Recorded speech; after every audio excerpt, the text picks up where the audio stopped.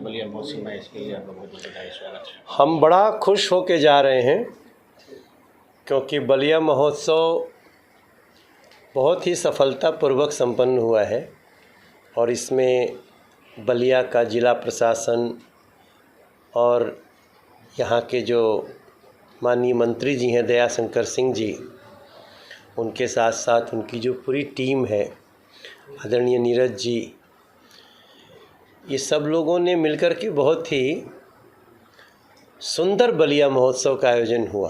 पहले तो सुनता था मैं 3 दिन का होता है, इस बार तो 5 दिन का हुआ और 5वें दिन भी जो उत्साह था वो अद्भुत था। हमें भी बलिया महोत्सव में परफॉर्म करने का मौका मिला, बहुत अच्छा लगा। बलिया भोजपुरी खातिर चार्जिंग पॉइंट होला। अगर बलिया में लोग आपको सुन रहे हैं तो आप समझिए कि बहुत अच्छा है आपके गायन और कला के लिए।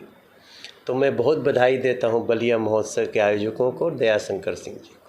आपने मंच से कहा कि बलिया भोजपुरी जो है 12 देशों में बोली जाती है जी, जबकि भारत में ही देखा जाए तो भोजपुरी की उपेक्षा हो रही है, अब तक 8वीं सूची में शामिल नहीं हुआ है। तो क्या 8वीं सूची में शामिल हो गया बलिया भोजपुरी?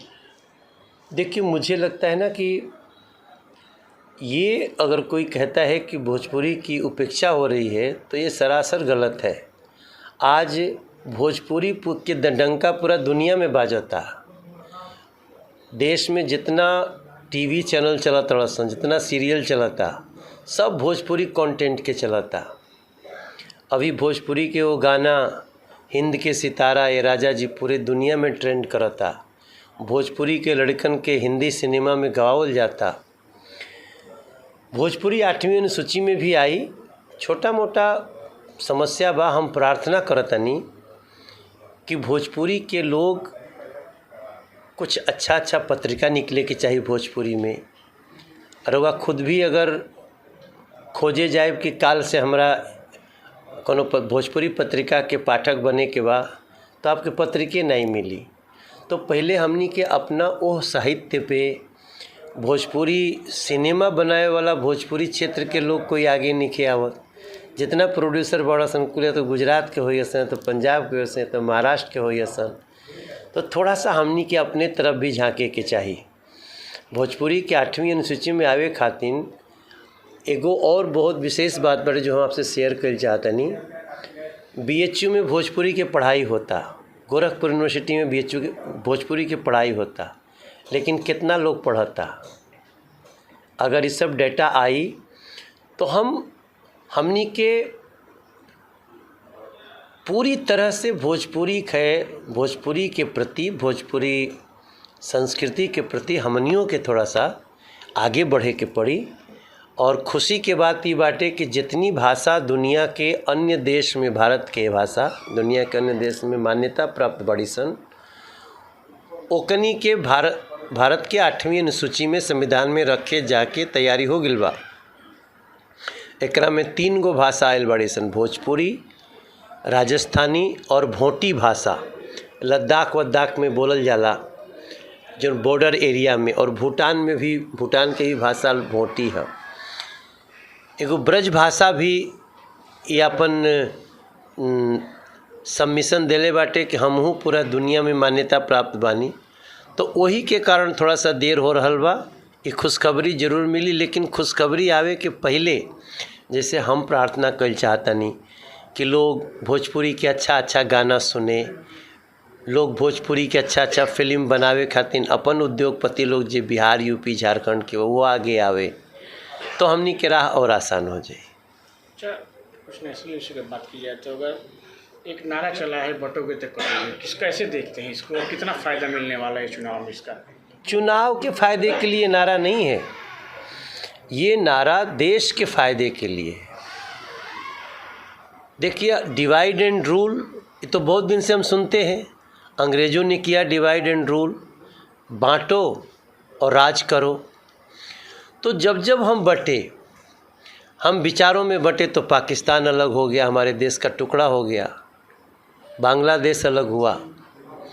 हम जब थोड़ा सा भी बंटते हैं तो आप मोहम्मद गोरी से लेकर के अब तक देखिए, हम जब जब बंटे हैं तो हमें बांटने वालों ने हमें काटने का काम किया है। अब हम नहीं बंटना चाहते हैं। ये एक मंत्र है और ये सिर्फ चुनाव के लिए नहीं है, ये बहुत चीज़ के लिए है। हम अभी न्यू जर्सी होके आए, अमेरिका गए थे हम। 2.5 लाख लोग इंडिया डे परेड में भाग ले रहे हैं। हम देश के 12 देशों में जब भोजपुरी बोलते सुन रहे हैं, हमारी संस्कृति जा रही है। 172 देश हमारा योगा मना रहा है। मिलेट ईयर जब मोदी जी ने कहा मोटा अनाज, तो उसको 172 देशों ने मान लिया। बहुत सारे मुस्लिम देश हमारे को फॉलो कर रहे हैं। इसलिए हम अपनी संस्कृति के लिए, अपने देश की प्रगति के लिए हम चाहते हैं कि लोग हमारे बंटे नहीं, मिल करके चलेंगे तभी न 2047 में हम विकसित भारत बनेंगे। बाकी चुनाव तो एक छोटा सा पार्ट है। चुनाव में भी कुछ लोग सिर्फ हमें बांट करके अपना उल्लू सीधा करते हैं। हम प्रार्थना करना चाहते हैं कि आप विचार करें और जो समाज के लिए, साहित्य के लिए, संस्कृति के लिए, देश के लिए अच्छा कर रहा है उसके साथ खड़े रहें। ये बांटेंगे तो हमें बांटने वाले महफिल सजाएंगे, इसमें कोई दो राय नहीं। सांसद जी, ये जो स्लोगन है ये चुनाव से ही शुरू हुआ और इस स्लोगन से आपने बहुत जीत भी हासिल किया है। कई प्रांतों में और यूपी के कुछ जगहों पर चुनाव होना है।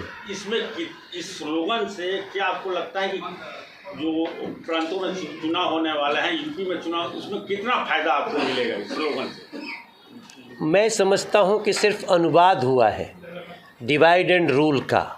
वो कहते थे डिवाइड एंड रूल, हम कहते हैं if you will be divided then you will be crushed. तो वो खाली अनुवाद हुआ है कि बटेंगे तो कटेंगे। रही बात, ये एक लाइन हमको पूरा इतिहास बता देती है।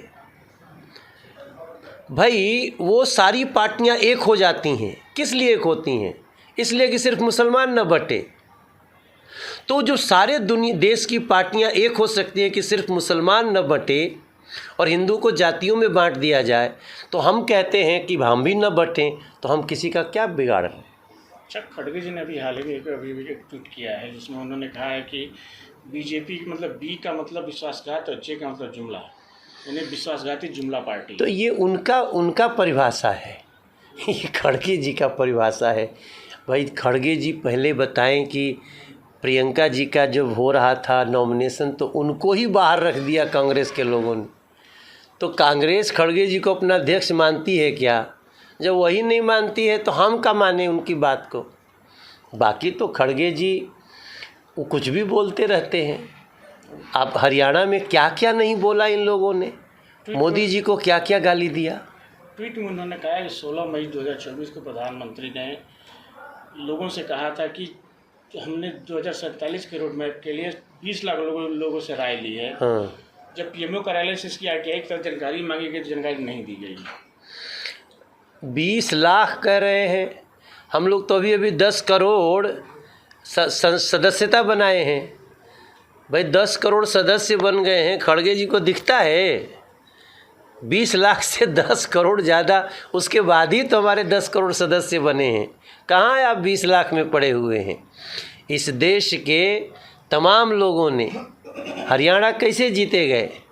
नरेंद्र मोदी जी की उन्हीं बातों से जीते गए। खड़गे जी जैसे जो व्यक्ति हैं इस समय वो फ्रस्ट्रेशन में हैं क्योंकि उनकी पार्टी खुद ही उनको बहुत सम्मान नहीं देती। आज तो राहुल गांधी को भी बुरा भला कहें, राहुल गांधी के खटाखट पे वो सवाल उठाया खड़गे जी ने। तो पहले आपस में फरियाद लें। मोदी जी को ये देश प्यार करता है, योगी, मोदी, अमित शाह, राजनाथ सिंह, गडकरी जी, ये सब मिल कर के हम सब कार्यकर्ता देश को ऐसी जगह पहुंचा देंगे जहां 2047 तक एक भी व्यक्ति काम के लिए अपने घर में नहीं बैठा रहेगा, सब काम पे होगा। योगी जी अयोध्या में बहुत भावुक हो गए हैं कि सीता की बार नहीं लेना चाहिए, अग्नि परीक्षा नहीं लेनी चाहिए, अग्नि परीक्षा नहीं होनी चाहिए। क्या इसका मतलब? इसका बहुत विस्तृत अर्थ है और इस अर्थ को यूपी की जनता समझती है। आज वही यूपी है, माफिया अपराधी किधर चले गए? खुदे जाके थाना में रिपोर्ट करते हैं, अपनी गलती मानते हैं। हम ये नहीं कहते कि उत्तर प्रदेश से सारी समस्या हम ख़त्म कर दिए हैं, लेकिन बहुत जल्दी हम प्रॉब्लम लेस कर देंगे यूपी को, हम आपको विश्वास दिलाते हैं। For exclusive and insightful videos, subscribe to our new channel ABP Live Premium.